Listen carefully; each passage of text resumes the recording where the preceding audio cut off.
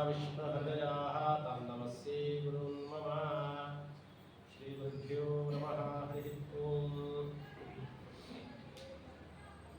ಹರಿವಾಯ ಗುರುಗಳ ಪಾದಾರವಿಂದಗಳಲ್ಲಿ ಸಾಷ್ಟಾಂಗ ನಮಸ್ಕಾರಗಳನ್ನು ಮಾಡ್ತಾ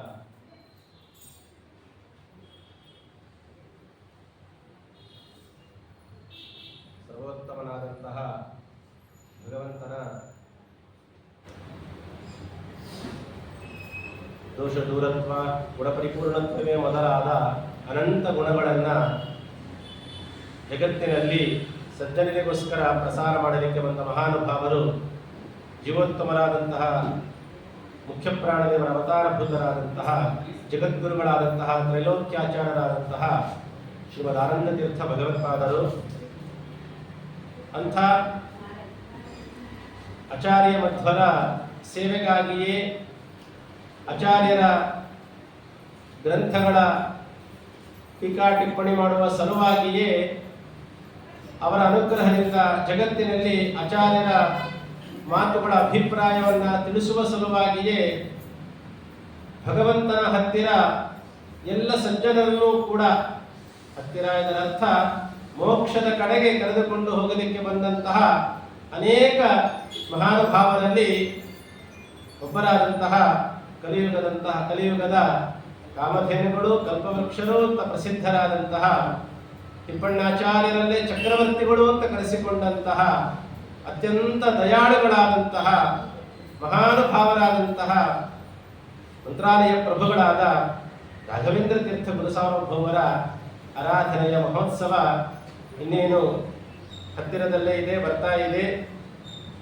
ಜಾಗತಿಕ ಮಟ್ಟದಲ್ಲೇ ಇಡೀ ಜಗತ್ತಿನಲ್ಲೇ ಗುರುಗಳು ಅಂತ ಕರೆಸಿಕೊಂಡು ಎಲ್ಲರ ಮನೆಗಳಲ್ಲಿ ಬೇರೂರಿರುವಂತಹ ಗುರುಗಳು ಅಂತ ಹೇಳಿದರೆ ತಪ್ಪಾಗ್ಲಿಕ್ಕಿಲ್ಲ. ಅಂಥ ರಾಯರು ಮಂತ್ರಾಲಯ ಪ್ರಭುಗಳು ಅವರ ಆರಾಧನೆಯ ಮಹೋತ್ಸವ ಇನ್ನೇನು ಹತ್ತಿರದಲ್ಲಿ ಇದೆ.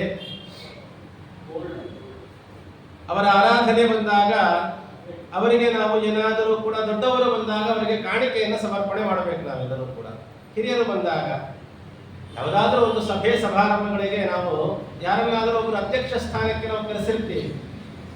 ಯಾರು ಅಧ್ಯಕ್ಷ ಸ್ಥಾನಕ್ಕೆ ಬಂದಿದ್ದಾರೆ ಅನ್ನೋದನ್ನು ತಿಳಿದು ಯಾವ ಕಾರ್ಯಕ್ರಮ, ಅಧ್ಯಕ್ಷರು ಯಾರು, ಅವರು ಯಾವುದರಲ್ಲಿ ಸಾಧನೆ ಮಾಡಿದ್ದಾರೆ ಇವೆಲ್ಲ ನೋಡಿ ಅವರಿಗೆ ನಾವು ಉಡುಗೊರೆಯೋ ಕಾಣಿಕೆಯನ್ನು ಸಮರ್ಪಣೆ ಮಾಡಬೇಕು ನಾವು, ಅಲ್ವಾ?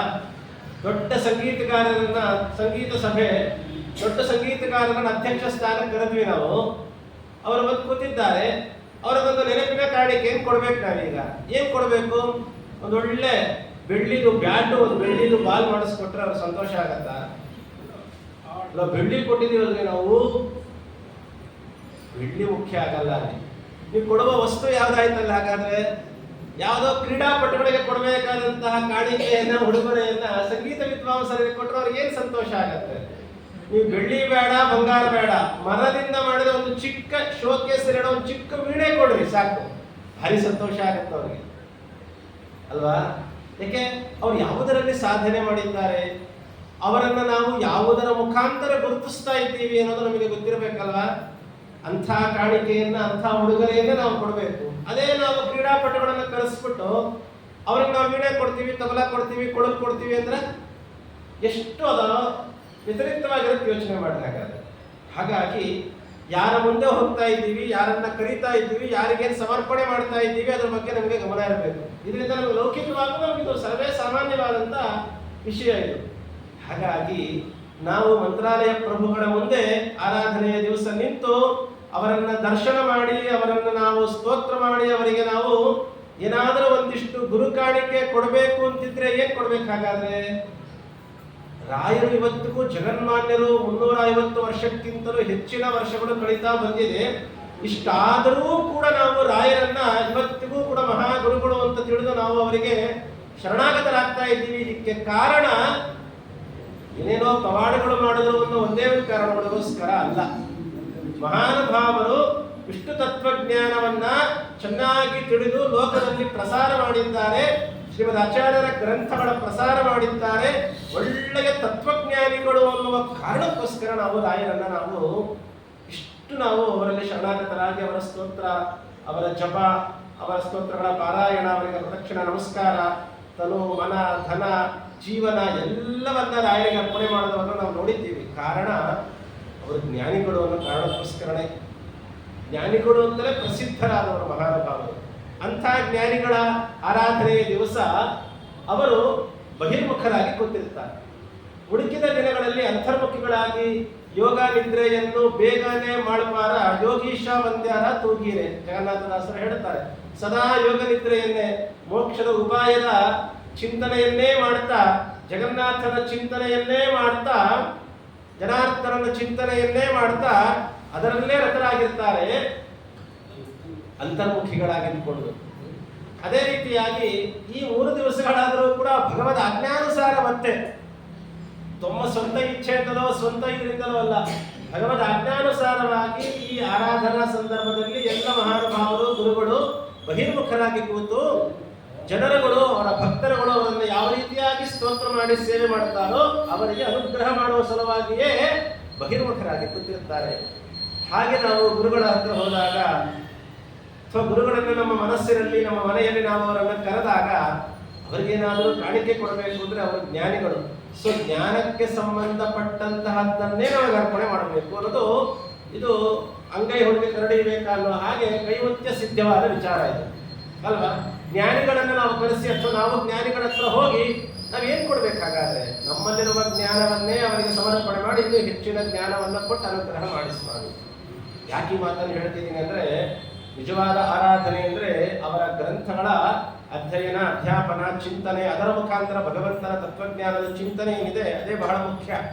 ಇದೇ ಪ್ರಾಯಶಃ ಕಳೆದ ವರ್ಷ ರಾಯರ ಆರಾಧನೆಯ ದಿವಸ ಆ ಸಂದರ್ಭದಲ್ಲಿ ರಾಘವೇಂದ್ರ ವಿಜಯ ಅನ್ನುವ ಅವರ ಜೀವನ ಚರಿತ್ರೆ, ಅವರ ಮಹಿಮೆಗಳನ್ನು ತಿಳಿಸುವ ಗ್ರಂಥದ ಉಪನ್ಯಾಸದ ಮಾಲಿಕೆ ಆಗಿದ್ದು, ಆ ಸಂದರ್ಭದಲ್ಲಿ ಪ್ರಾಯಶಃ ನೀವು ಮರ್ತಿರಬಹುದು ಅಥವಾ ನೆನಪು ಮಾಡ್ತೀನಿ, ನಾವು ಮುಂದಿನ ವರ್ಷ ಇದೇ ರೀತಿ ಪ್ರತಿ ವರ್ಷವೂ ರಾಯರ ಆರಾಧನೆ ಬರುತ್ತೆ, ಅವರ ಬಗ್ಗೆ ಒಂದು 4 ಮಹಿಮೆ ಕೇಳ್ತೀವಿ, ತೀರ್ಥ ಪ್ರಸಾದವಾಗುತ್ತೆ, ಪಂಚಾಮೃತಾರ್ಥೋತ್ಸವ, ಇವೆಲ್ಲವೂ ಬಹಳ ಮುಖ್ಯ, ಅದರಲ್ಲಿ ಎರಡೇ ಮಾತೇ ಇಲ್ಲ. ನಾವೆಲ್ಲ ಪ್ರತಿಜ್ಞೆ ಮಾಡಿದ್ವಿ ಒಂದ್ಸತಿ, ಏನು ಅಂದ್ರೆ ಮುಂದಿನ ವರ್ಷ ರಾಯರ ಆರಾಧನೆಗೆ ಏನಾದರೂ ಉಡುಗೊರೆ ಕೊಡಬೇಕು ಅಂತಿದ್ರೆ ಯಾವುದಾದ್ರೂ ಒಂದು ಸ್ತೋತ್ರವೋ ಒಂದು ಗ್ರಂಥವೋ ಅದಷ್ಟನ್ನ ಒಂದಿಷ್ಟಾದ್ರೂ ತಿಳಿದು ಅದನ್ನ ರಾಯರ ಮುಂದೆ ಅವತ್ತು ನೀವು ಅರ್ಪಣೆ ಮಾಡ್ತೀವಿ ಸ್ವಾಮಿ, ಅದನ್ನ ನೀವು ಸ್ವೀಕಾರ ಮಾಡ್ಬೇಕು, ಅದೇ ನಾನು ನಿಮಗೆ ಕೊಡುವ ಉಡುಗೊರೆ ಅಂತ ಸಂಕಲ್ಪ ಮಾಡಿದರೆ ಮಾತ್ರ ರಾಯರ ಆರಾಧನೆ ಇದು ಸಾರ್ಥಕವಾದೀತು ಅನ್ನುವ ಮಾತನ್ನ ಅವತ್ತಿದೇ ವ್ಯಾಸಪೀಠದ ಮೇಲೆ ಕೂತು ರಾಯರ ಆರಾಧನೆಯ ಅಂಗವಾಗಿ ಮಾಡಿದ ಉಪನ್ಯಾಸದ ಮಾಲಿಕೆಯಲ್ಲಿ ರಾಯರೇ ನುಡಿಸಿದಂತಹ ಮಾತು. ಪ್ರಾಯಶಃ ನಿಮಗೆಲ್ಲ ನೆನಪಾಗಿರಬಹುದು ಅನ್ಕೊಳ್ತೀನಿ. ಹಾಗಾಗಿ ಮತ್ತೆ ಈ ವರ್ಷ ನಾವು ಹಾಗಾದ್ರೆ ಏನ್ ಮಾಡಬೇಕು, ರಾಯರಿಗೆ ಇಷ್ಟು ವರ್ಷಗಳ ಒಂದು ವರ್ಷ ಇಷ್ಟು ದಿನಗಳ, ಹೋದ ವರ್ಷ ರಾಯರ ಆರಾಧನೆಯ ದಿನದಿಂದ ಪ್ರಾರಂಭ ಮಾಡಿಕೊಂಡು ಇನ್ನು ರಾಯರ ಆರಾಧನೆ ಬರುವ ತನಕ ನಡೆದ ಶ್ರವಣ ಎಂಬಂತಹ ಜ್ಞಾನ ಯಜ್ಞ ಏನಿದೆ ಅದನ್ನು ನಾವು ರಾಯರಿಗೆ ಅರ್ಪಣೆ ಮಾಡಬೇಕಾಗಿದೆ. ಆ ರಾಯರಿಗೆ ಅರ್ಪಣೆ ಮಾಡಬೇಕಾದ್ರೆ ರಾಯರು ಎಂಥವರಿಗೆ ನಾವು ಅರ್ಪಣೆ ಮಾಡ್ತಾ ಇದ್ದೀವಿ, ಅಂತಹ ರಾಯರ ಪರಿಮಳಾದಿ ಗ್ರಂಥಗಳನ್ನು ಅಧ್ಯಯನ ಮಾಡುವ ಸೌಭಾಗ್ಯವನ್ನ ಕೊಡಲಿ ಎನ್ನುವ ಕಾರಣಕ್ಕೋಸ್ಕರ ನಮ್ಮ ಮೊದಲನೆಯ ಹೆಜ್ಜೆ ರಾಯರ ಮೇಲಿನ ಸ್ತೋತ್ರವೇ, ಅದರ ಚಿಂತನೆ ಮಾಡುವ ಮುಖಾಂತರವೇ ಒಂದು ಸ್ತೋತ್ರದ ಚಿಂತನೆಯನ್ನ ಮಾಡಿ, ಈ ಸ್ತೋತ್ರಕ್ಕೆ ಇಂಥ ಅರ್ಥಗಳಿದೆ, ಇಂಥ ಚಿಂತನೆಯನ್ನ ಜ್ಞಾನಿಗಳು ನಮಗೆ ಮಾಡಿಕೊಟ್ಟಿದ್ದಾರೆ, ಇಂಥ ಮಂತ್ರಾಲಯ ಪ್ರಭುಗಳನ್ನು ನಾನು ಸ್ತೋತ್ರ ಮಾಡ್ತಾ ಇದ್ದೀನಿ ಅಂತ ಹೇಳಿ ಆ ಸ್ತೋತ್ರದ ಚಿಂತನೆಯ ಮುಖಾಂತರ ಅದರ ನಂತರ ರಾಯರ ಸ್ತೋತ್ರ ಪಾರಾಯಣ ಮಾಡಿ ಆಗ ರಾಯರಿಗೆ ಅದನ್ನು ಸಮರ್ಪಣೆ ಮಾಡಿ ಸಣ್ಣ ಉಡುಗೊರೆಯಿಂದ ಪರಿಮಳವೆಂಬಂತಹ ದೊಡ್ಡ ಉಡುಗೊರೆಗೆ ನಾಂದಿಯಾಗಲಿ ಅನ್ನುವ ಕಾರಣಕ್ಕೋಸ್ಕರ ಈ ಬಾರಿಯ ರಾಯರ ಆರಾಧನೆಯ ಮಹೋತ್ಸವದ ಅಂಗವಾಗಿ ನಡೆಯುವ ಈ ಉಪನ್ಯಾಸದ ಮಾಲಿಕೆಯಲ್ಲಿ ರಾಘವೇಂದ್ರ ಗುರುಗಳ ಸ್ತೋತ್ರವೇ ಆಯ್ಕೆ ಮಾಡಿಕೊಂಡು ಆ ಸ್ತೋತ್ರದ ಚಿಂತನೆಯನ್ನ ಈ ಒಂದು ವಾರಗಳ ತನಕ ಇಷ್ಟ ಆಗುತ್ತೋ ಗುರುಗಳ ಅನುಗ್ರಹದಿಂದ ಯಥಾಮತಿ ಅನುವಾದ ಮಾಡುವ ಪ್ರಯತ್ನ ಮಾಡುತ್ತೇನೆ. ರಾಘವೇಂದ್ರ ವಿಜಯ ಅಂತಲೇ ಇದ್ದದ್ದು, ಪ್ರಾಯಶಃ ವಾಸ್ತವಿಕವಾಗಿ ಹೇಳಬೇಕು ಅಂದ್ರೆ ವಿಷಯ ರಾಘವೇಂದ್ರ ವಿಜಯ ಅಂತ ಕಡೆ ಬಾರಿ ಹೇಳಿದ ಮಾತು ನೆನಪಿತ್ತು ಸ್ವಾಮಿ. ಹಾಗಾಗಿ ಈ ಬಾರಿ ನಾವೆಲ್ಲರೂ ಪ್ರತಿನಿತ್ಯ ಗುರುಸ್ತೋತ್ರ ಅಂತ ತಲೆಯಲ್ಲಿ ಬಂದ ತಕ್ಷಣನೇ ಮೊದಲನೇದು ನಮ್ಮ ಬಾಯಲ್ಲಿ ಬರುವಂತಹದ್ದು ಯಾವುದು ಅಂದ್ರೆ ಮಂತ್ರಾಲಯ ಪ್ರಭುಗಳ ಗುರುಗಳ ಸ್ತೋತ್ರ. ಅದರಲ್ಲೂ ಅವರ ಸ್ತೋತ್ರಗಳು ನೂರಾರಿವೆ. ಅಂಥ ನೂರಾರು ಸ್ತೋತ್ರಗಳಿದ್ರೂ ಕೂಡ ನಮ್ಮ ಬಾಯಲ್ಲಿ ಬರೋದು ಶ್ರೀ ಪೂರ್ಣಬೋಧ ಗುರುತೀರ್ಥ ಪಯೋಧಿಪಾರ ಅಂತಲೇ ಪ್ರಾರಂಭ ಆಗುತ್ತೆ. ಹಾಗಾಗಿ ಪ್ರತಿನಿತ್ಯ ನಾವು ಮಾಡುವಂತಹ ಸ್ತೋತ್ರಗಳ ಚಿಂತನೆಯಿಂದಲೇ ನಮ್ಮ ಅರ್ಥ ಚಿಂತನೆ ಗುಣಚಿಂತನೆ ಪ್ರಾರಂಭ ಆಗಲಿ ಎನ್ನುವ ಕಾರಣಕ್ಕೋಸ್ಕರನೇ ರಾಘವೇಂದ್ರ ಗುರುಗಳ ಈ ಸ್ತೋತ್ರವನ್ನು ಆಯ್ಕೆ ಮಾಡಿಕೊಂಡು ಯಥಾಮತಿಯಾಗಿ ಅನುವಾದವನ್ನು ನಾನು ಪ್ರಾರಂಭ ಮಾಡುತ್ತೇನೆ.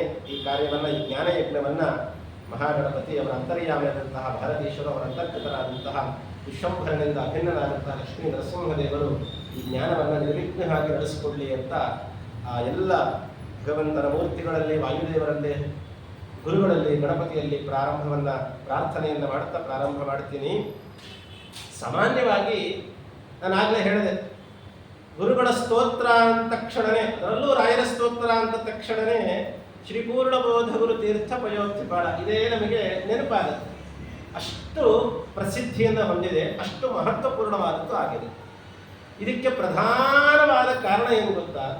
ಇಂಥದ್ದೇ ಒಂದು ಸ್ತೋತ್ರ ನಾವು ಇನ್ನೊಂದರಲ್ಲಿ ಕಾಣ್ತೀವಿ. ಅದು ಯಾವುದು ಅಂತ ಕೇಳಿದರೆ ವಾಯುದೇವರ ಸ್ತೋತ್ರ, ವಾಯುದೇವರ ಸ್ತುತಿಗಳು ಅನೇಕ ಇದೆ. ನೂರಾರು ವಾಯುದೇವರ ಸ್ತುತಿಗಳಿದೆ.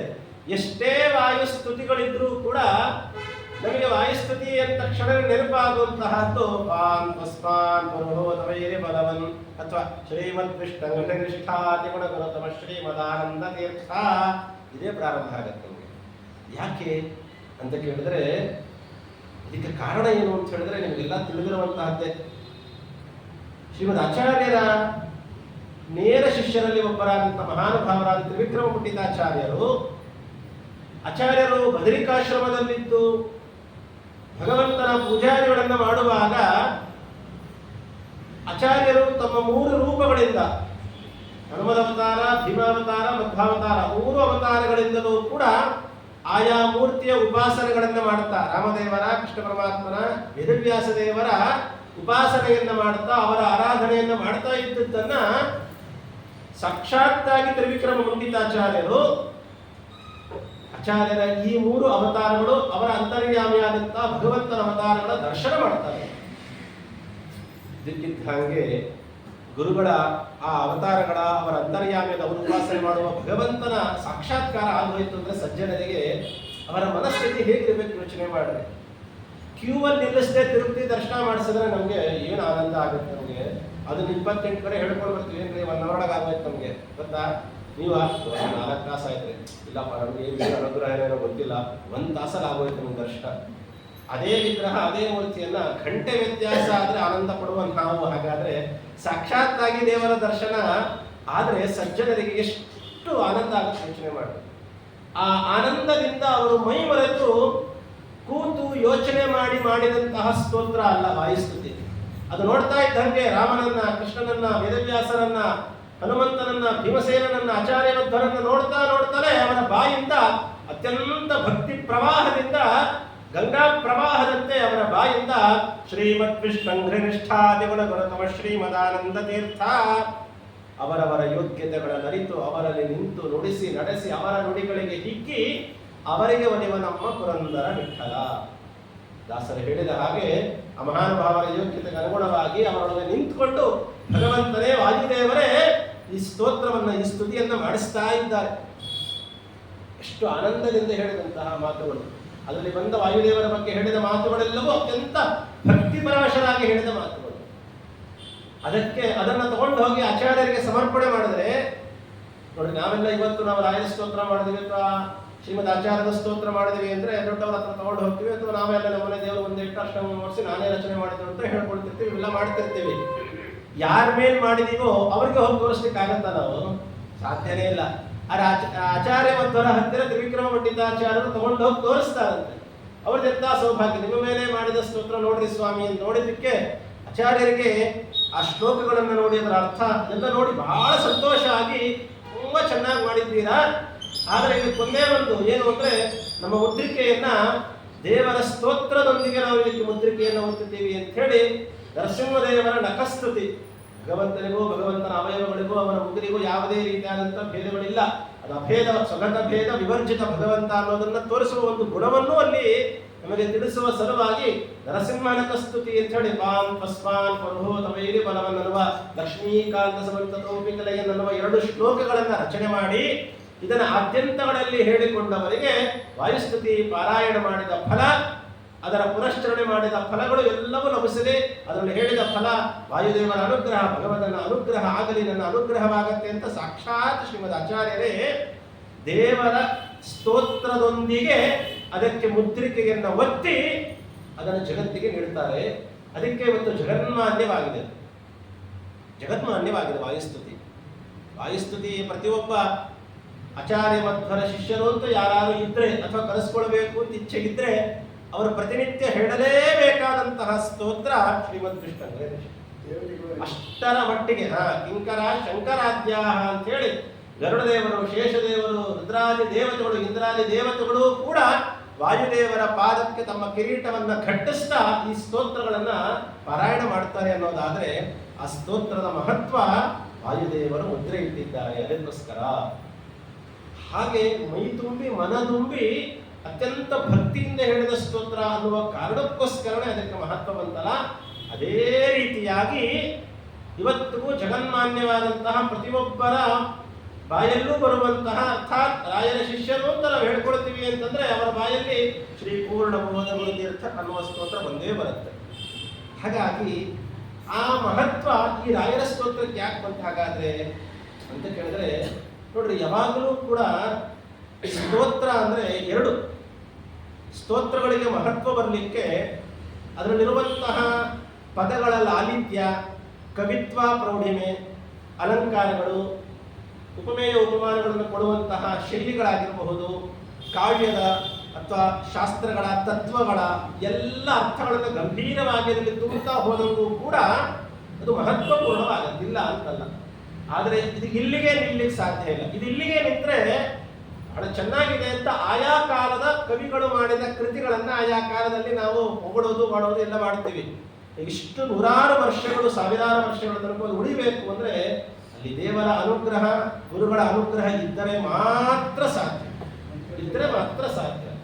ಹಾಗಾಗಿ ಈ ರಾಯರ ಸ್ತೋತ್ರಕ್ಕೆ ಜಗನ್ಮಾನ್ಯವಾದಂತಹ ಪ್ರಶಸ್ತಿ ಯಾಕೆ ಬಂತು ಅಂದ್ರೆ ಅಲ್ಲಿ ತ್ರಿವಿಕ್ರಮ ಪಂಡಿತರು ಹೇಗೆ ಮನದುಂಬಿ ಮೈದುಂಬಿ ಭಕ್ತಿ ಪರವಶರಾಗಿ ಹೇಳಿದ್ರು ಅದೇ ರೀತಿಯಾಗಿ ಸ್ತೋತ್ರಕ್ಕೆ ಒಂದು ಸಣ್ಣ ಹಿನ್ನೆಲೆ ಇದೆ, ಎಲ್ಲ ತಿಳಿದಿರುವಂತಹ ಹಿನ್ನೆಲೆ ಇದೆ.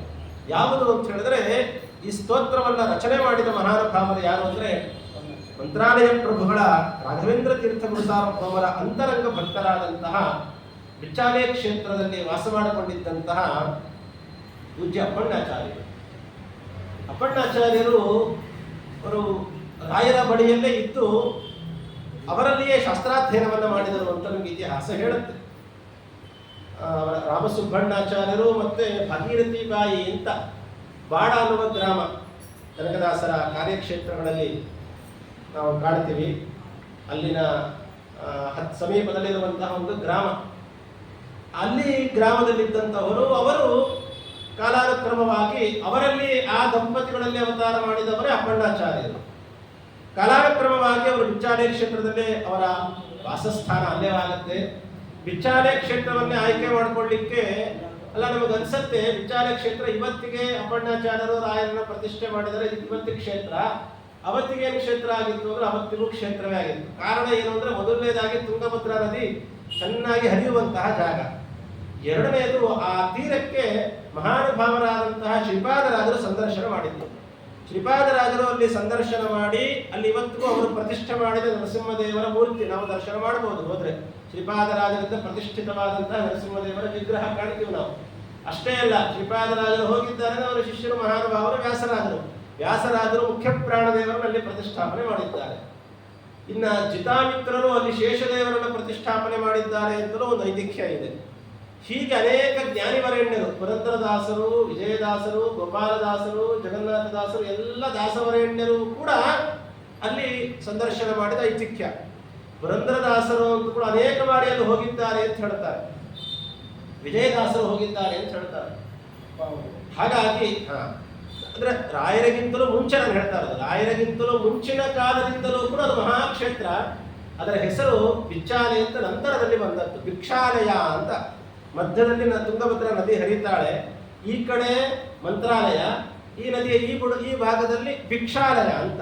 ಕೇವಲ ಭಿಕ್ಷುಗಳು ಅಂದ್ರೆ ಸನ್ಯಾಸಿಗಳಿಗೆ ಮತ್ತೆ ಒಟೆಗಳಿಗೂ ಭಿಕ್ಷುಗಳು ಅಂತ ಕರೆಯೋದು ಪದ್ಧತಿ. ಅಂದ್ರೆ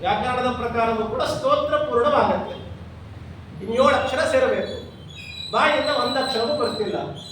34 ಶ್ಲೋಕ ಹೇಳಿದಂತಹ ಅಪ್ಪಣ್ಣಾಚಾರ್ಯರಿಗೆ 7 ಅಕ್ಷರ ಬಾಯಿಂದ ಬರ್ತಾ ಇಲ್ಲ. ಕಾರಣ ಗುರುಗಳನ್ನ ನೋಡಕ್ಕಾಗಲಿಲ್ವಲ್ಲ ಅನ್ನುವ ದುಃಖ. ಅದಕ್ಕೆ ಗುರುಗಳೇ ಅದನ್ನ ಜವಾಬ್ದಾರಿಯನ್ನ ಹೊತ್ತು ಇನ್ನು 7 ಅಕ್ಷರದ ಮಾತುಗಳನ್ನು ಸಾಕ್ಷಿ ಹಯಾಸ್ಯೋತ್ರಹಿ ಅನ್ನುವ ಮಾತನ್ನ ಬೃಂದಾವನದ ಒಳಗೆ ಕೂತು ರಾಯನೇ ಆ ಮಾತನ್ನ ಆಡ್ತಾರೆ. ಅಲ್ಲಿದ್ದ ಎಲ್ಲ ಮಹಾನುಭಾವರುಗಳು ಅಪ್ಪಣ್ಣಾಚಾರ್ಯರು ಕೂಡ ಆ ಮಾತನ್ನ ಕೇಳಿಸಿಕೊಂಡು ಕೃತಕೃತ್ಯರಾದ್ವಿ ಅಂತ ಹೇಳಿ ಆ ಗುರುಗಳಿಗೆ ಸಾಷ್ಟಾಂಗ ನಮಸ್ಕಾರವನ್ನು ಹಾಕ್ತಾರೆ. ರಾಯರು ಯಾಕೆ ಈ ರೀತಿಯಾಗಿ ಮಾಡಿದ್ರು ಗೊತ್ತಾ? ಮೊದಲನೇದಾಗಿ ಅತ್ಯಂತ ಭಕ್ತಿಯಿಂದ ಹೇಳಿದ್ದೀಯಲ್ಲಪ್ಪ, ಅದಕ್ಕೆ ನಿನ್ನ ಪ್ರಯತ್ನಕ್ಕೆ ನನ್ನ ಫಲ, ನಿನ್ನ ಪ್ರಯತ್ನಕ್ಕೆ ನನ್ನ ಅನುಗ್ರಹ ಅಂತ ತಿಳ್ಕೊ ಅಂತ ಹೇಳಿ 7 ಅಕ್ಷರವನ್ನ ಸೇರಿಸಿ ಆ ಸ್ತೋತ್ರವನ್ನು ಪೂರ್ಣ ಮಾಡಿದ್ರು ಒಂದು ಕಡೆ. ಎರಡನೇದಾಗಿ ಅದು ಭಕ್ತರಿಗೆ ಮಾಡಿದ ಅನುಗ್ರಹ. ಇನ್ನೊಂದು ರಾಯರು ಯಾಕೆ ಆ ರೀತಿಯಾಗಿ ಮಾಡಿದ್ರು ಅಂತಂದ್ರೆ, ಅದರಲ್ಲಿ ಸ್ತೋತ್ರ ಪ್ರಾರಂಭ ಆಗಿದ್ದು ಹೇಗೆ ಹೇಳ್ರಿ? ಶ್ರೀ ಪೂರ್ಣಬೋಧ ಗುರು ತೀರ್ಥ. ನಮ್ಮ ಗುರುಗಳ ಹೆಸರೇನಿದೆಯಾ? ನಾವು ಯಾರ ಪೀಠದಲ್ಲಿ ಬಂದವರು, ಯಾರ ಅನುಯಾಯಿಗಳಾಗಿ ಬಂದವರು? ಆಚಾರ್ಯ ಮಧ್ವರ ಅನುಯಾಯಿಗಳಾಗಲ್ವಾ? ಶ್ರೀ ಪೂರ್ಣಬೋಧ ಗುರು ತೀರ್ಥರು ಅಂದ್ರೆ ಯಾರು? ಆನಂದ ತೀರ್ಥರು ಅಂತ ಅರ್ಥ ಅಲ್ವಾ? ನಮ್ಮ ಗುರುಗಳ ಹೆಸರು ಹೇಳಿ ಶುರು ಮಾಡಿದೆಯಾ ಕೆಲಸನ? ನಮ್ಮ ಗುರುಗಳ ಹೆಸರನ್ನು ಹೇಳಿ ಕೆಲಸ ಪ್ರಾರಂಭ ಮಾಡಿದ್ರೆ ಅದು ಯಾವತ್ತಿಗೂ ಅಪೂರ್ಣವಾಗಲ್ಲ, ಅದು ಪೂರ್ಣವೇ ಆಗತ್ತೆ. ಯಾಕಂದ್ರೆ ಅವ್ರ ಹೆಸರೇ ಪೂರ್ಣಬೋಧರು, ಪೂರ್ಣ ಪ್ರಜ್ಞರು ಅಂತ.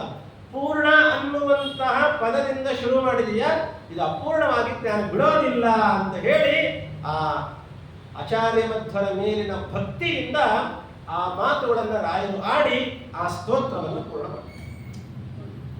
ಇಂಥ ಚಿಂತನೆ. ಇನ್ನೊಂದು ಕಾರಣಕ್ಕೋಸ್ಕರ ಹೇಳ್ತಾರೆ. ಯಾಕೆ ಅಂತ ಕೇಳಿದರೆ, ರಾಯನ ಬಗ್ಗೆ ಅನೇಕ ಮಾತುಗಳನ್ನೆಲ್ಲ ಅವರ ಗುಣಗಳನ್ನು ಹೇಳ್ತಾ ಬಂದಿದ್ದಾರೆ ಅಪ್ಪಣ್ಣಾಚಾರ್ಯರು. ಈ ಎಲ್ಲ ಹೇಳಿದ ಫಲಗಳು ರಾಘವೇಂದ್ರ ಗುರು ಸ್ತೋತ್ರಂ ಪಡೆಯದ್ ಭಕ್ತಿಪೂರ್ವಕಂ ತಸ್ಯ ಕುಷ್ಠಾದಿ ರೋಗಾಣ ಅನುವೃತ್ತಿ ಸ್ವರಯ ಭವೇತ್ ಅಂತ ರಾಯರ ಸ್ತೋತ್ರದಲ್ಲಿ ಬರುತ್ತೆ ಒಂದು ಶ್ಲೋಕ. ಇವೆಲ್ಲ ನಿಜಾನ? ಇವೆಲ್ಲ ನಡೆಯತ್ತಾ? ಸುಮ್ಮನೇನೋ ಅಪ್ಪಣ್ಣಾಚಾರ್ಯರಿಗೆ ಆ ಟೈಮಲ್ಲಿ ಅನ್ನಿಸ್ತು, ಅದಕ್ಕೋಸ್ಕರ ಅವರು ಹೇಳಿದ್ರು. ಅವರ ಕವಿತ್ವವೋ ಅವರ ಪ್ರೌಢಿಮೆಯೋ ಅಥವಾ ಅವರ ಪಾಂಡಿತ್ಯದಿಂದಲೋ ಏನೋ ಸ್ತೋತ್ರ ಮಾಡಿದ್ದಾರೆ, ಅವರಿಗೆ ಅದು ಆಯಿತು ಹೋಯಿತು ಅಂತನ ಅಲ್ಲ. ಮತ್ತೆ ಭಕ್ತರಿಗೆ ಅನುಗ್ರಹ ಮಾಡುವ ಸಲುವಾಗಿ ಆ ಮಾತುಗಳು, ಗುರುಗಳಾದ ಆಚಾರ್ಯ ಮಧ್ವರಿಗೆ ಸಲ್ಲಿಸಬೇಕು ಇದನ್ನ ಅನ್ನೋ ಕಾರಣಕ್ಕೋಸ್ಕರ ಆ ಮಾತುಗಳು. ಅಲ್ಲಿ ಹೇಳಿದ ಎಲ್ಲ ಫಲಗಳನ್ನ, ನಿಜವಾದ ಫಲಪ್ರದಂ ಯಾರು? ಭಗವಂತ ಅಲ್ವಾ? ಎಲ್ಲರಿಗೂ ಎಲ್ಲ ಫಲಗಳನ್ನು ಕೊಡುವವರು ಯಾರು? ಎಲ್ಲರ ಒಳಗೆ ನಿಂತು ಕೊಡುವವ ಭಗವಂತನೇ. ಹಾಗಾಗಿ ಇಲ್ಲಿ ಹೇಳಿದ ಎಲ್ಲ ಫಲಗಳು ಭಕ್ತರಿಗೆ ಆಗತ್ತೆ. ಫಲ ಕೊಡುವಂತಹ ಹಯಗ್ರೀವ ದೇವರೇ ಇದಕ್ಕೆ ಸಾಕ್ಷಿ. ಸಾಕ್ಷಿ ಹಯಾಸ್ಯೋತ್ರಹಿ. ಈ ಸ್ತೋತ್ರದಲ್ಲಿ ಹೇಳಿದಂತ ಎಲ್ಲ ಫಲಗಳು ನಿಶ್ಚಿತವಾಗಿ ನಡೆಯುತ್ತೆ. ಇದಕ್ಕೆ ಹಯಗ್ರೀವ ದೇವರೇ ಸಾಕ್ಷಿ. ನಮಗೆ ಅನ್ಸತ್ತೆ, ಹಯಗ್ರೀವ ದೇವರ ರೂಪವನ್ನು ಯಾಕೆ ಹೇಳಬೇಕಿತ್ತು? ಅವರು ಪೂಜೆ ಮಾಡೋ ರಾಮನನ್ನು ಹೇಳ್ಬೋದಿತ್ತು. ಹಯಗ್ರೀವ ದೇವರನ್ನ ಯಾಕೆ ಹೇಳಿದ್ರೆ ಹಾಗಾದ್ರೆ ಅಂತ ಕೇಳಿದರೆ, ಈ ರಾಯರ ಸ್ತೋತ್ರ ಇದು ಕೇವಲ ಸ್ತೋತ್ರ ಅಲ್ಲ, ಇದು ಮಂತ್ರ, ವೇದ ತುಲ್ಯವಾದ ಮಂತ್ರಗಳು ಅಂತ ಹೇಳ್ತಾರೆ. ವಾಯುಸ್ತುತಿಯು ಕೂಡ ವೇದ ತುಲ್ಯವಾದ ಮಂತ್ರಕ್ಕೆ, ವೇದ ಮಂತ್ರಗಳಿಗೆ ಸಮಾನವಾಯಿತು ಅವತ್ತಿನಿಂದ ಅಂತ ಹೇಳಿ ಆಚಾರ್ಯರು ಅದಕ್ಕೆ ಮುದ್ರಿಕೆಯನ್ನು ಒತ್ತಿದ್ದಕ್ಕೆ ಇದು ವೇದ ಮಂತ್ರಗಳಿಗೆ ಸಮಾನ ಅನ್ನುವಂತಹ ಪದ್ಧತಿ ಇವತ್ತು ನಮ್ಮಲ್ಲಿ ಹೇಳ್ತೀವಿ ವಾಯುಸ್ತುತಿಗೆ.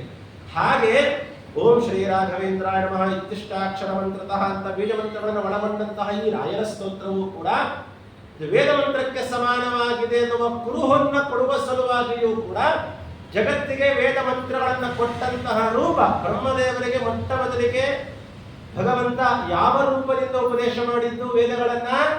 ಹಯಗ್ರೀವ ದೇವರ ರೂಪದಿಂದ. ಈ ಮಂತ್ರಗಳಲ್ಲಿ ಹೇಳಿದ ಫಲ ಅದು ಸಿದ್ಧಿಯಾಗತ್ತೆ ಎನ್ನುವ ಕಾರಣಕ್ಕೋಸ್ಕರ ಮಂತ್ರ ಪ್ರತಿಪಾದ್ಯವಾದ ರೂಪ ಹಯಗ್ರೀವ ದೇವರ ರೂಪ. ಅದಕ್ಕೆ ಹಯಾಸ್ಯೋತ್ರಹಿ ಎನ್ನುವ ಹಯಗ್ರೀವ ದೇವರ ಸ್ಮರಣೆಯನ್ನೇ ಅಲ್ಲಿ ನಮಗೆ ಮಂತ್ರಾಲಯ ಪ್ರಭುಗಳು ತಿಳಿಸಿಕೊಟ್ಟಿದ್ದಾರೆ.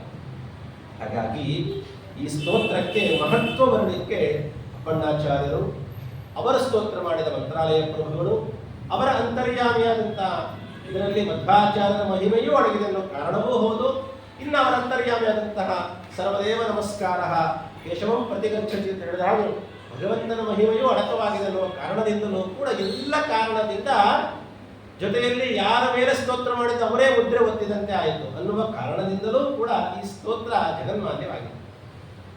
ಸ್ತೋತ್ರದಲ್ಲಿ ಅನೇಕ ರೀತಿಯಾಗಿರುತ್ತೆ. ಕೇವಲ ಅವರ ಗುಣಗಳನ್ನು ಮಾತ್ರ ಚಿಂತನೆ ಮಾಡುವಂತಹದ್ದು ಸ್ತೋತ್ರ ಕೆಳಗಡೆ ಇರುತ್ತೆ. ನಾಮಗಳ ಮುಖಾಂತರ ಗುಣಗಳನ್ನು ಚಿಂತನೆ ಮಾಡುವಂತಹದ್ದು. ಉದಾಹರಣೆಗೆ ವಿಷ್ಣು ಸಹಸ್ರನಾಮ 1000 ನಾಮಗಳು, ನಾಮಗಳನ್ನೇ ಉಚ್ಚಾರ ಮಾಡುತ್ತೆ, ಅದೇ ಸ್ತೋತ್ರ ಅಲ್ವಾ.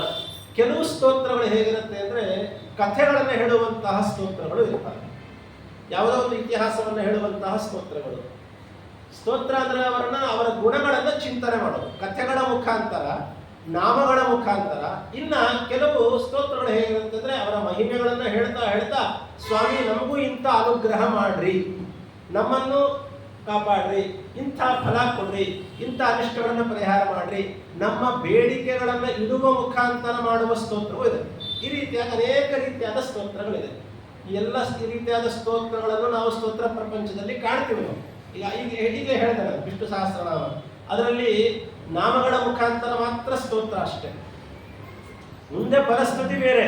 ಆ ಪ್ರಧಾನವಾದ ಸ್ತೋತ್ರ ಭಾಗದಲ್ಲಿ ಈ ರೀತಿಯಾದ ಅನೇಕ ರೀತಿಯಾದ ಸ್ತೋತ್ರಗಳನ್ನು ಕಾಣ್ತೀವಿ.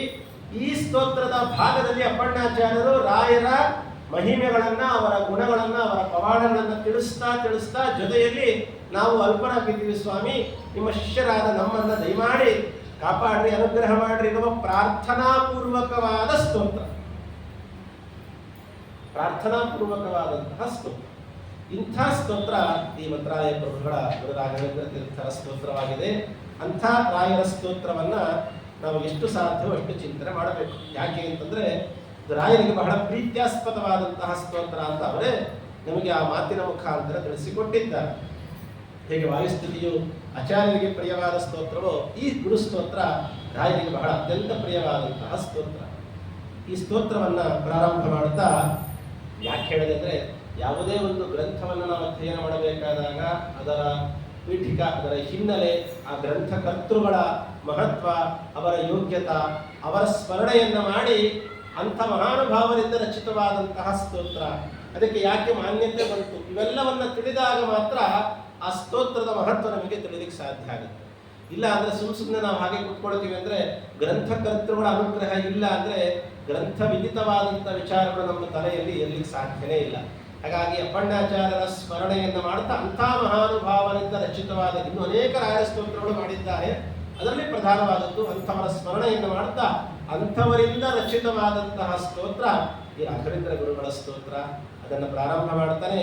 ಅದು ಶುರು ಮಾಡಬೇಕಾದಾಗಲೇ ಅವರು ಶ್ರೀಪೂರ್ಣಬೋಧ ಗುರುತೀರ್ಥ ಪಯೋಕ್ತಿಪಾರ ಕಾಮಾರಿಮಾಕ್ಷ ವಿಷಮಾಕ್ಷ ಶಿರಸ್ಪೃಶಂತಿ ಪೂರ್ವೋತ್ತರಾಮಿತ ತರಂಗ ಚಲಸ್ವಹಂಸ ದೇವಾಲಿ ಸೇವಿತ ಪರಾಂಘ್ರಿ ಪಯೋಜನಜ್ಞ ಜೀವೇಶ ಭೇದ ಗುಣಪೂರ್ತಿ ಜಗಸ್ಸು ಸತ್ವ ನಿಜೋಚ್ಚ ಭಾವ ಮುಖ ನಕ್ರ ಗಣೈ ಸಮೇತ ದುರ್ವಾದ್ಯಜಾಪತಿ ಗಿರೈರ್ ಗುರುರಾಘವೇಂದ್ರ ವಾಗ್ದೇವತಾ ಸರಿತಮಂ ವಿಮಲೀಕರೋತು.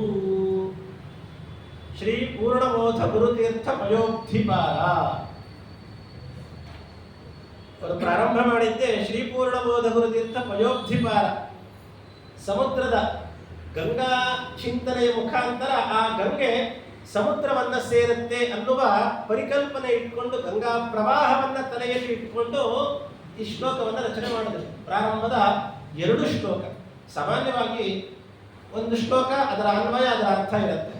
ಆದರೆ ಇದರ ಇನ್ನೊಂದು ವೈಶಿಷ್ಟ್ಯತೆ, ಮೊದಲ ಶ್ಲೋಕಕ್ಕೆ ಮಾತ್ರ ಅನ್ವಯ ಅಲ್ಲ, 2 ಶ್ಲೋಕಗಳಿಗೆ ಸೇರಿ ಒಂದೇ ಅನ್ವಯ. ಏಕಾನ್ವಯ ಶ್ಲೋಕಗಳು ಅಂತ ಕರೀತಾವೆ, ಕೆಲವು ಕಡೆ ಇರ್ತಾರೆ. ಇದು ಏಕಾನ್ವಯ, 2 ಶ್ಲೋಕಗಳಿಗೆ ಸೇರಿ ಒಂದೇ ಅನ್ವಯ ಮಾಡಿ ಅದಕ್ಕೆ ಅರ್ಥವನ್ನು ಚಿಂತನೆ ಮಾಡಬೇಕು. ಹಾಗೆ ಗಂಗಾ ಪ್ರವಾಹದ ಚಿಂತನೆ. ಯಾಕೆ ಅವರು ಪ್ರಾರಂಭ ಮಾಡಬೇಕಾದಾಗ ತುಂಗಾ ಪ್ರವಾಹದಲ್ಲಿ ಬಿದ್ದಿದ್ದಾರೆ. ಇಂಥ ತುಂಗಾ ಪ್ರವಾಹ ರಾಯರಿಗೆ ಏನು ದೊಡ್ಡದಲ್ಲ, ಅವರು ಗಂಗಾ ಪ್ರವಾಹದಂತೆ ಇರುವಂತ ಮಹಾನುಭಾವರು ಅಂತ ಹೇಳಿ, ಯಾಕಂದ್ರೆ ನದಿ ತಾರತಮ್ಯ ಸ್ತೋತ್ರ ಆ ಮಹಾನುಭಾವನೆ ಮಾಡಿದ್ದು ರಾಯರು. ಅದರಲ್ಲಿ ವಿಷ್ಣುಪಾದಾಬ್ಜ ಸಂಭೂತ ಅಂತಲೇ ಶುರು ಮಾಡ್ತಾರೆ. ಗಂಗಾ ಅಂದ್ರೆ ವಿಷ್ಣುಪಾದದಿಂದ ಉದ್ಭವಳಾದವಳು ಮಹಾತಾಯಿ, ಇಡೀ ನದಿಗಳಲ್ಲೇ ಶ್ರೇಷ್ಠಳಾದವಳು ಗಂಗಾ. ಅಂತ ಗಂಗಾ ಪ್ರವಾಹದ ಚಿಂತನೆಯನ್ನು ಮಾಡ್ತಾ 2 ಶ್ಲೋಕಗಳನ್ನು ನಮಗೆ ಅಪ್ಪಣ್ಣಾಚಾರ್ಯರು ತಿಳಿಸಿಕೊಡ್ತಾ ಇದ್ದಾರೆ. ಶ್ರೀಪೂರ್ಣಬೋಧ ಗುರುತೀರ್ಥ ಪಯೋಕ್ತಿಪಾರ ಅಂದ್ರೆ ಪೂರ್ಣಬೋಧ ಗುರುತೀರ್ಥ ಅಂತಂದ್ರೆ, ಸಾಮಾನ್ಯವಾಗಿ ಗಂಗೆಯ ಒಂದು ಪ್ರಧಾನವಾದ ಲಕ್ಷಣ ಅಂತಂದ್ರೆ ಅದು ಹೋಗಿ ಸಮುದ್ರವನ್ನ ಸೇರುತ್ತೆ. ಮೊದಲನೇ ಲಕ್ಷಣ ವಿಷ್ಣುಪಾದಾಬ್ಜ ಸಂಭೂತ, ಭಗವಂತನ ತ್ರಿವಿಕ್ರಮ ರೂಪಿ ಭಗವಂತನ ಪಾದದಿಂದ ಜನಿಸಿದವಳು ಮಹಾತಾಯಿ. ಅಲ್ಲಿಂದ ಪ್ರಾರಂಭವಾಗಿ ಅಲ್ಲಿ ಹುಟ್ಟಿದ್ದು ಅವಳು ಹೋಗಿ ಎಲ್ಲಿ ಸೇರ್ತಾಳೆ? ಕಡೆಗೆ ಸಾಗರದಲ್ಲಿ ಸೇರ್ತಾಳೆ. ಅವಳು 3 ಲೋಕದಲ್ಲಿ ಹರಿತಾಳೆ. ಊರ್ಧ್ವಲೋಕಗಳಲ್ಲಿ, ಭೂಲೋಕಗಳಲ್ಲಿ ಇನ್ನ ತ್ರಿಪಥಗಾಮಿನಿ ಅಂತಲೂ ಕೂಡ ಕರಿತೀವಿ ನಾವು ಗಂಗೆಯನ್ನು. ಪಾತಾಳ ಲೋಕದಲ್ಲಿ ಪಾತಾಳ ಗಂಗೆ, ಆಕಾಶ ಗಂಗೆ, ಇಲ್ಲಿ ಗಂಗಾ ಹೀಗೆಲ್ಲ ಕರಿತೀವಿ ನಾವು. ಎಲ್ಲೇ ಹರಿದ್ರು ಕೂಡ ಕಡೆಗೆ ಹೋಗಿ ಸೇರ್ತಾಳೆ ಸಾಗರವನ್ನು, ಸಮುದ್ರವನ್ನು ಸೇರ್ತಾಳೆ. ಶ್ರೀ ಪೂರ್ಣಬೋಧ ಗುರು ತೀರ್ಥ ಪಯೋಬ್ಧಿಪಾರ. ಇಲ್ಲಿ ಪೂರ್ಣಬೋಧ ಅಂತ ಹೇಳಿದ್ರೆ ಪೂರ್ಣವಾದ ತುಂಬಾ ಜ್ಞಾನಿಯಾದಂತಹ ಬುಧ. ಬುಧ ಒಳ್ಳೆ ಜ್ಞಾನಿ, ಮಹಾಭಾರತದಲ್ಲಿ ಬರುತ್ತೆ. ಚಂದ್ರನ ಮಗನಾದಂತಹ ಬುಧ ಒಳ್ಳೆ ಜ್ಞಾನಿ ಅವನು. ಆ ಬುಧ ಅವನಿಗೆ ಗುರು. ಗುರು ಅಂದ್ರೆ ತಂದೆ ಮತ್ತೆ ಗುರುಗಳು ಎರಡೂ ಯಾರು? ಬುಧನಿಗೆ ಚಂದ್ರ. ಅಂದ್ರೆ ಶ್ರೀ ಪೂರ್ಣಬೋಧ ಗುರು ಅಂದ್ರೆ ಚಂದ್ರ ಅಂತ ಅರ್ಥ. ತೀರ್ಥ ಪಯೋಬ್ಧಿಪಾಲ ಅಂದ್ರೆ ಉದ್ಭವವಾದಂತಹ ಸ್ಥಾನ ಯಾವುದು? ಚಂದ್ರ ಹುಟ್ಟಿದ್ದಲ್ಲಿ ಸಮುದ್ರದಲ್ಲಿ. ಯಾಕೆಂದ್ರೆ ಲಕ್ಷ್ಮೀದೇವಿ ಅವತಾರ ಮಾಡಿದ ಮೇಲೆ ಮತ್ತೆ ಆ ಸಮುದ್ರದಲ್ಲಿ ಬಂದವರು ಚಂದ್ರ. ಅದಕ್ಕೆ ಅವನನ್ನ ಸಮುದ್ರನ ಮಗ ಅಂತ ನಾವು ಕರೀತೀವಿ. ಹಾಗಾಗಿ ಚಂದ್ರ ಶ್ರೀಪೂರ್ಣ ಬೋಧ ಅಂದ್ರೆ ಬುಧ, ಅವನ ಗುರು ಅಂದ್ರೆ ತಂದೆ ಎನ್ನುವ ಅರ್ಥದಲ್ಲಿ ಗುರು ಶಬ್ದವನ್ನ ಇಟ್ಕೊಂಡಾಗ ಚಂದ್ರ.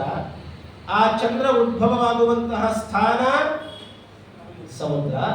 ಈ ಗಂಗೆ ಹೋಗಿ ಸೇರುವಂತಹ ಜಾಗವೂ ಕೂಡ ಪಯೋಬ್ಧಿಪಾರ. ಪಾರ ಅಂದ್ರೆ ಲಿಮಿಟ್, ಎಲ್ಲಿಗೆ ಹೋಗಿ ಸೇರುತ್ತೆ? ಮ್ಯಾಕ್ಸಿಮಮ್ ಗಂಗೆ ಹೋಗಿ ಸಾಗರಕ್ಕೆ ಸೇರುತ್ತೆ. ಶ್ರೀ ಪೂರ್ಣಬೋಧ ಗುರುತೀರ್ಥ ಪಯೋಬ್ಧಿಪಾರ ಸೇರುವಂತಹ ಜಾಗ ಈ ಸಮುದ್ರ ಅಂತ ಹೇಳಿಕೊಂಡು. ಆ ನದಿಯ ಇನ್ನೊಂದು ಲಕ್ಷಣ ಏನು ಗೊತ್ತಾ? ಕಾಮಾರಿ ವಿಷಮಾಕ್ಷ ಶಿರಸ್ಪೃಶಂತಿ. ಶ್ರೀ ಪೂರ್ಣಬೋಧ ಗುರುತೀರ್ಥ ಪಯೋಬ್ಧಿಪಾರ ಕಾಮಾರಿ ಮಾಕ್ಷ ವಿಷಮಾಕ್ಷ ಶಿರಸ್ಪೃಶಂತಿ. ಕಾಮಾರಿ ಮಾಕ್ಷ ವಿಷಮಾಕ್ಷ ಶಿರಸ್ಪೃಶಂತಿ.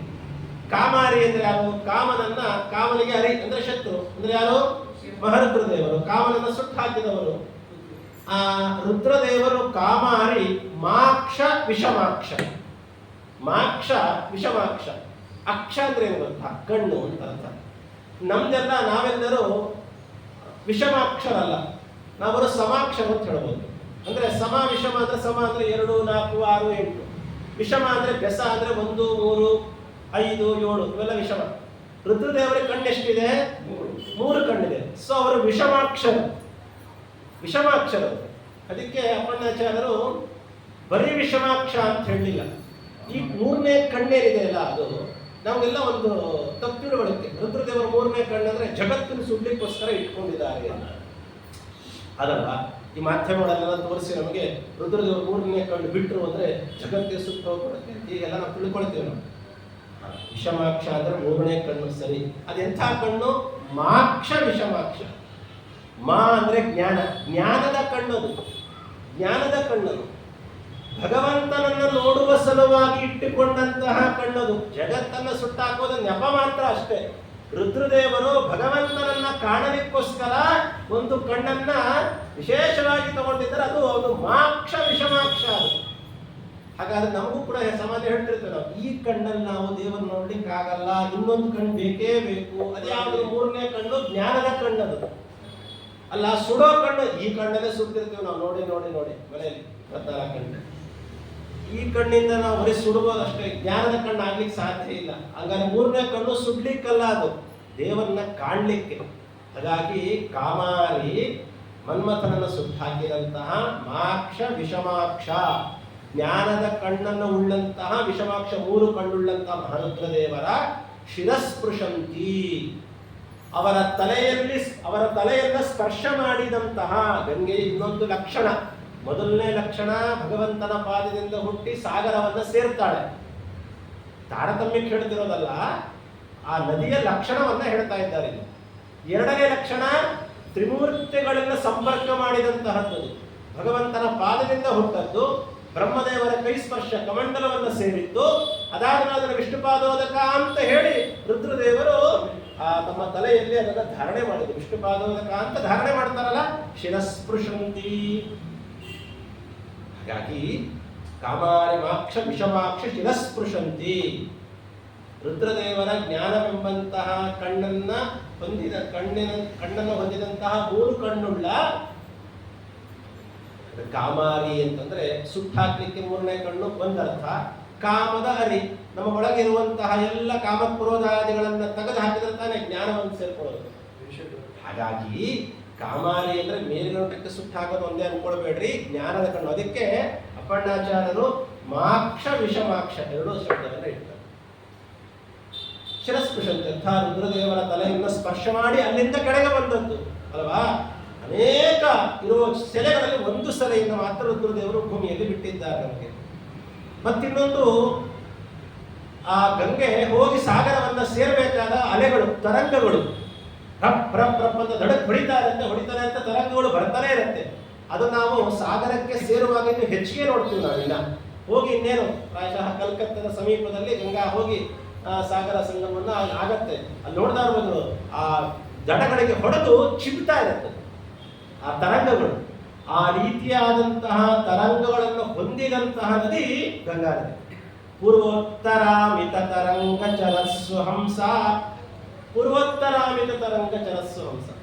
ಪೂರ್ವ ಉತ್ತರ, ಪೂರ್ವದಲ್ಲಿ ಮೊದಲಿಗೆ ಕಡಕಡೆಯಲ್ಲಿ ಅಥವಾ ಈ ದಿಕ್ಕಿನಲ್ಲಿ ಆ ದಿಕ್ಕಿನಲ್ಲಿ ಎಲ್ಲಾ ದಿಕ್ಕುಗಳಲ್ಲೂ ಕೂಡ ಅದು ತರಂಗಗಳನ್ನು ಹೊಡೆದು ಹೋಗ್ತಾ ಇರುತ್ತೆ. ಅಂಥ ಉತ್ತಮವಾದಂತಹ ಎಂಥ ರಭಸವಾಗಿರುತ್ತೆ, ತುಂಬಿ ಹರಿತಾಳೆ ಅನ್ನೋ ಅಭಿಪ್ರಾಯ.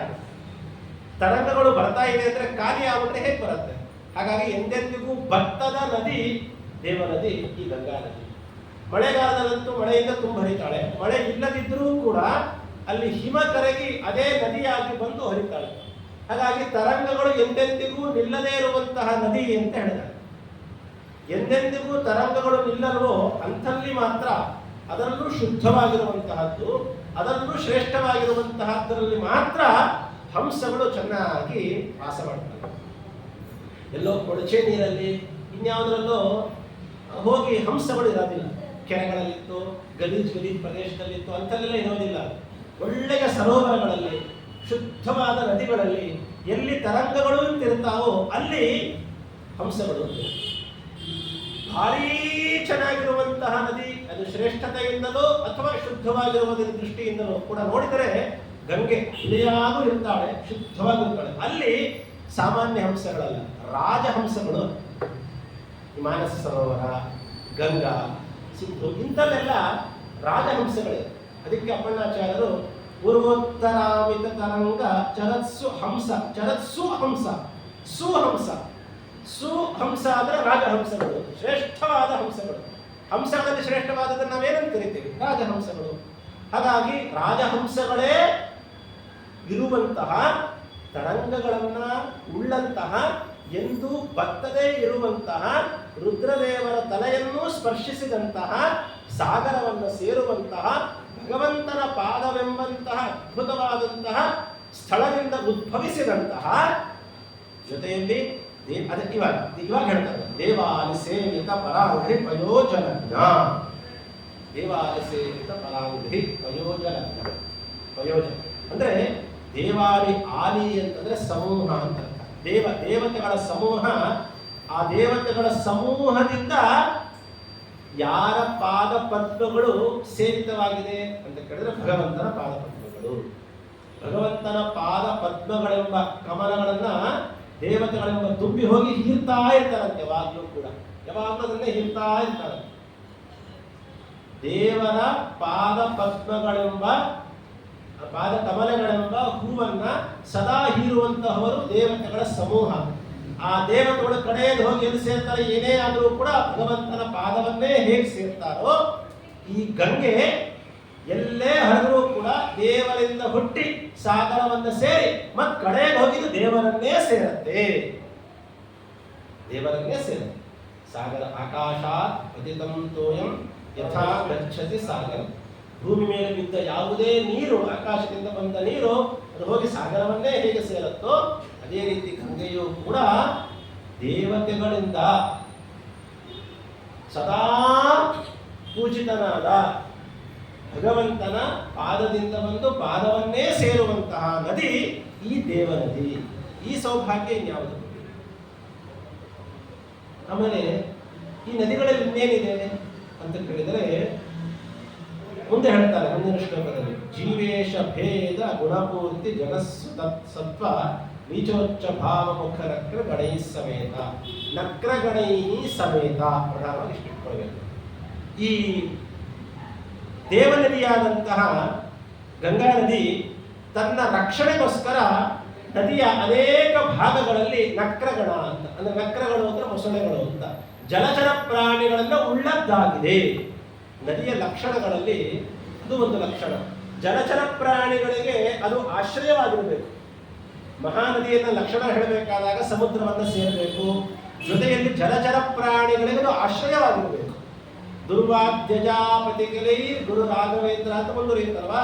ದುರ್ವಾದ್ಯಜಾಪತಿ ಅಜಾಪತಿ, ಅಜಾಪತಿ ಅಂದ್ರೆ ಏನು ಗೊತ್ತಾ?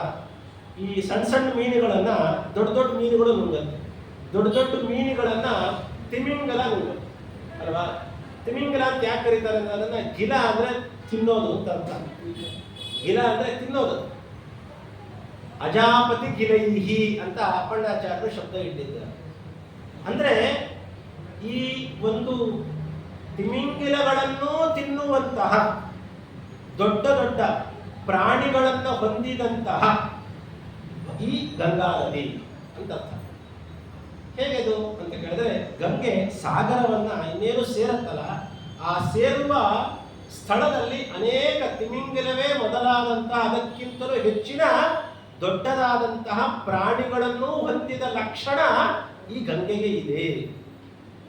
ಅಜಾಪತಿ ಅಂತ ಹೇಳಿದ್ರೆ ಮೇಕೆ, ಅದು ಗಂಡು ಮೇಕೆ ಅಂತ ಅರ್ಥ. ಅಜ ಅಂದ್ರೆ ಮೇಕೆ, ಅಜಾಪತಿ ಅಂದ್ರೆ ಗಂಡು ಮೇಕೆ, ಹೆಣ್ಣು ಮೇಕೆ ಅಂದ್ರೆ ಗಂಡು ಮೇಕೆ. ಗಂಡು ಮೇಕೆಗಳಂತಹ ಪ್ರಾಣಿಗಳನ್ನು ಕ್ಷಣ ಮಾತ್ರದಲ್ಲಿ ನುಂಗುವಂತಹ ಪ್ರಾಣಿಗಳಿಗೆ ಆಶ್ರಯ ಕೊಟ್ಟ ನದಿ ಈ ಗಂಗಾ ನದಿ. ಅದು ಒಂದು ಲಕ್ಷಣ ನದಿಗಳಲ್ಲಿ. ಅದಕ್ಕೆ ಧ್ರುವಾಧ್ಯಾಪತಿಗಳೈಹಿ, ಇದು ಗಂಗಾ ನದಿಯ ಒಂದು ಕೆಲವು ಲಕ್ಷಣಗಳನ್ನು ಹೇಳ್ತಾ ಹೊರಟಿದ್ದಾರೆ. ಆದರೆ ಅಪ್ಪಣ್ಣಾಚಾರ್ಯರು ಇಲ್ಲಿ ಈ ಶ್ಲೋಕದಲ್ಲಿ ನಮಗೆ ಗಂಗಾದೇವಿನ ಸ್ತೋತ್ರ ಮಾಡ್ತಾ ಇದ್ದಾರೆ. ಗಂಗೆಯನ್ನ ತಿಳಿಸೋದಕ್ಕೋಸ್ಕರ ಈ ಸ್ತೋತ್ರ ಮಾಡಿದ್ದಲ್ಲ. ಹೇಗೆ ಗಂಗಾ ಪ್ರವಾಹವು ಬುಧನ ತಂದೆ ಗುರು ಆದಂತಹ ಚಂದ್ರ, ಅವನು ಹುಟ್ಟಿದಂತಹ ಸಮುದ್ರ, ಆ ಸಮುದ್ರವನ್ನು ಹೇಗೆ ಸೇರ್ತಾಳೋ, ಭಗವಂತನ ಪಾದದಿಂದ ಹೇಗೆ ಉದ್ಭವಿಸ್ತಾಳೋ, ಜೊತೆಯಲ್ಲಿ ಕಾಮಾರಿಮಾಕ್ಷ ವಿಷಮಾಕ್ಷ ಶಿರಸ್ಪರ್ಶಂತೆ ರುದ್ರದೇವರ ತಲೆಯನ್ನು ಹೇಗೆ ಸ್ಪರ್ಶಿಸ್ತಾಳೋ, ತನ್ನ ರಕ್ಷಣೆಗೋಸ್ಕರ ಜೀವಿಗಳ ಆಶ್ರಯಕ್ಕೋಸ್ಕರ ಮೊಸಳೆ ಅಜಾಪತಿ ಮುಂತಾದ ಅಜಾಪತಿ ಗಿಲೈಹಿ ಅಂಥ ಪ್ರಾಣಿಗಳಿಗೆ ಆಶ್ರಯದಾತಳಾಗಿದ್ದಾಳೋ, ಈ ಎಲ್ಲ ಲಕ್ಷಣಗಳನ್ನು ಹೇಗೆ ಹೊಂದಿದ್ದಾಳೋ ದೇವನದಿಯಾದಂತಹ ಗಂಗೆ, ಹೋಗಿ ಕಡೆಗೆ ಹೋಗಿ ಭಗವಂತನನ್ನು ಸೇರುವಂತ ಇಂಥ ಗಂಗಾ ನದಿ ಅವನು ನಮ್ಮನ್ನ ವಿಮಲೀಕರುವುದು. ಗಂಗೆಯ ಇನ್ನೊಂದು ಪ್ರಧಾನವಾದ ಕೆಲಸ ಏನು ಹೇಳ್ರಿ ನೋಡೋಣ, ನಮ್ಮನ್ನ ಪವಿತ್ರೀಕರಿಸ್ತಾರೆ. ನಮ್ಮಲ್ಲಿರುವ ಮಲಗಳನ್ನೆಲ್ಲ ತೆಗೆದು ಹಾಕಿ ನಿರ್ಮಲರನ್ನಾಗಿ ನಮ್ಮನ್ನು ಮಾಡಿಸ್ತಾರೆ. ನಾವು ಗಂಗಾ ಸ್ನಾನಕ್ಕೆ ಹೋಗ್ತೀವಿ, ಯಾತಕ್ಕೋಸ್ಕರ? ಮಾಡಿದ ಎಲ್ಲ ಪಾಪಗಳನ್ನ ಕಾಯಕವಾಗಿ, ವಾಚನಿಕವಾಗಿ, ಮಾನಸಿಕವಾಗಿ ಮಾಡಿದ ತ್ರಿಕರಣ ಶುದ್ಧಿಗೋಸ್ಕರ ನಮ್ಮ ಸ್ನಾನದಿಂದ, ಗಂಗಾ ಸ್ನಾನ, ಗಂಗಾ ಸ್ಪರ್ಶ, ಗಂಗಾ ಸ್ತೋತ್ರದಿಂದ ನಮ್ಮ ಎಲ್ಲ ಪಾಪಗಳು ತೊಳೆದು ಹೋಗಿ ನಾವು ನಿರ್ಮಲರಾಗ್ತೀವಿ, ಶುದ್ಧರಾಗ್ತೀವಿ ಅನ್ನೋ ಕಾರಣದೇ ಗಂಗೆಯನ್ನು ಸ್ತೋತ್ರ ಮಾಡೋದಲ್ವಾ. ಗಂಗೆ ಇನ್ನೊಂದು ಲಕ್ಷಣ, ಗಂಗಾದೇವಿ ಇಷ್ಟು ನಮಗೆ ಅನುಗ್ರಹ ಮಾಡ್ತಾಳೆ.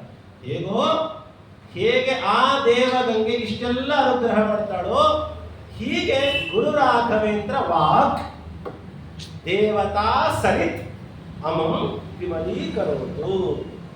ಹೇಗೆ ಈ ಗಂಗೆ ನಮ್ಮ ದೇಹವನ್ನ ಶುದ್ಧ ಮಾಡ್ತಾಳೋ, ಹಾಗೆ ಗುರು ರಾಘವೇಂದ್ರ ವಾಕ್ ದೇವತಾ ಸರಿತ್, ರಾಯರ ವಾಕ್ಗಂಗೆ, ವಾಕ್ಯಂಬಂತ ಅವರ ಮಾತುಗಳೆಂಬಂತಹ ಗಂಗಾ ಪ್ರವಾಹ ಅಮಂ ವಿಮಲೀಕರೋತು, ನಮ್ಮಗಳನ್ನ ಬರೀ ಕೇವಲ ದೇಹದ ಶುದ್ಧಿ ಮಾತ್ರ ಅಲ್ಲ, ನಮ್ಮ ಮನಸ್ಸಿನ ಶುದ್ಧಿ, ನಮ್ಮ ಬುದ್ಧಿಯ ಶುದ್ಧಿ, ಅಜ್ಞಾನವನ್ನು ಕಳೆದು ಹಾಕಿ ಸುಜ್ಞಾನವನ್ನು ಕೊಟ್ಟು ನಮ್ಮನ್ನ ವಿಮಲೀಕರೋ, ಪರಿಪೂರ್ಣವಾಗಿ ನಮ್ಮನ್ನು ಶುದ್ಧರನ್ನಾಗಿ ಮಾಡ್ರಿ ಸ್ವಾಮಿ ಅಂತ ಅಪ್ಪಣ್ಣಾಚಾರ್ಯರು ರಾಯರಲ್ಲಿ ಪ್ರಾರ್ಥನೆ ಮಾಡ್ತಾ ಇದ್ದಾರೆ. ಹೇಗೆ ನನ್ನ ರಾಯರಿಗೆ ನಾವು ಚಿಂತನೆ ಮಾಡಬೇಕು? ಇಷ್ಟೋ ತನಕ ಶ್ರೀಪೂರ್ಣ ಬೋಧ ಗುರುತಿ ಅಂತ 2 ಶ್ಲೋಕಗಳು ಗಂಗಾದೇವಿಯ ಪದಾರ್ಥವನ್ನು ನಾವು ಶ್ರವಣ ಮಾಡಿದ್ವಿ ಅಲ್ವಾ. ಇದಿಷ್ಟು ಕೇವಲ ಗಂಗೆಯನ್ನ ಹೊಡಲಿಕ್ಕೆ ಮಾಡಿದ ಸ್ತೋತ್ರ ಅಲ್ಲ ಇದು. ಇದಿಷ್ಟು ರಾಯರ ವಾಕ್, ರಾಯರ ಮಾತಿಗೆ ಇರುವ ವಿಶೇಷಣಗಳು. ರಾಯರ ಮಾತಿಗಿರುವ ವಿಶೇಷಣಗಳು ಇದು. ರಾಯರ ಮಾತು ಎಂತಹದ್ದು? ಶ್ರೀ ಪೂರ್ಣಬೋಧ ಗುರುತೀರ್ಥ ಪಯೋದ್ಧಿಪಾರ ಕಾಮಾನಿ ಮಾಕ್ಷ ವಿಷಮಾಕ್ಷ ಶಿರಸ್ಪೃಶಂತಿ ಪೂರ್ವೋತ್ತರಾಮಿತ ತರಂಗ ಚಲತ್ ಸುಹಂಸ ದೇವಾಲಿ ಸೇವಿತ ಪರಾಂಘ್ರಿ ಪಯೋಜಲಗ್ನ ಜೀವೇಶ ಭೇದ ಗುಣ ಪೂರ್ತಿ ಜಗಸ್ಸು ಸತ್ವ ನಿಜೋಚ್ಚ ಭಾವ ಮುಖನಕ್ರ ಗಣೇಶ ಸಮೇತ ದುರ್ವಾದ್ಯಜಾಪತಿ ಗಿಲೈಹಿ. ಇಂಥ ವಿಶೇಷಣಗಳನ್ನು ಹೊಂದಿರುವಂತಹ ಗುರು ರಾಘವೇಂದ್ರ ವಾಕ್ ದೇವತಾ ಸಮಿತ್ ಅನ್ನೋದು. ಏನು ವಿಶೇಷಣಗಳಿದು? ಅದ್ಭುತವಾಗಿ ಚಿಂತನೆ ಕೊಡ್ತಾರೆ ಅಪ್ಪಣ್ಣಾಚಾರ್ಯರು. ಅದನ್ನು ಧೀರೇಂದ್ರ ತೀರ್ಥರು ಆ ಪೀಠದಲ್ಲಿ ಬಂದ ಮಹಾನುಭಾವ ಹೊಸರಿತ್ತಿ ಕ್ಷೇತ್ರದಲ್ಲಿ ವೃಂದಾವನಸ್ಥರಾಗಿದ್ದಾರೆ.